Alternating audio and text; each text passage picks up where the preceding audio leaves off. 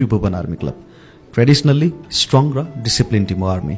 Physical fitness पनि high लेभलमा हुन्छ सधैँ उनीहरूको। तर आर्मी अहिले आफ्नो ट्रान्जिसन फेजमा छ, त्यो बाटो गुज्रिरहेको छ।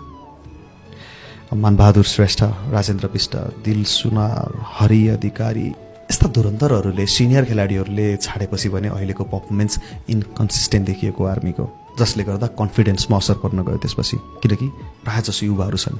एकजना डिबी अट्याकमा, डिफेन्समा तपाईँको दुर्गा, अनि सेटर हरिहजुर थापा इज ब्याक होइन। सो हरिहजुर थापालाई राखिदिने हो भने बाँकी सबै युवा त छन् त एकदमै, अनुभवभन्दा जोस धेरै छ। डिपी आफ्नो उत्कृष्ट लयमा सदाबाजै रहे होइन।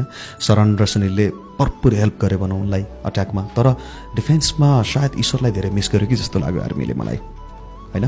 मिडल ब्लकर अर्जुन, दुर्गा ठिकठाक रह्यो उनीहरूको, खराब थिएन। अर्जुनले त अब धमाका नै मचायो, उनको लागि त्यो सिजन सबैभन्दा उत्कृष्ट गयो भन्छु म होइन। पोजिटिभ पाटो त्यो आर्मीको। तर डिफेन्समा सायद ईश्वर थापा हुनुपर्थ्यो, प्रमाणित गर्यो उनले आफूलाई। आर्मीले सुदूरपश्चिमबाट हिरा नै भेटाएको खास। आउने वर्षहरूमा त्रिभुवन आर्मीको यही टिमले नेपालमा राज गर्नेमा म चाहिँ स्योर छु, त्यसमा म कन्फ्युज छैन।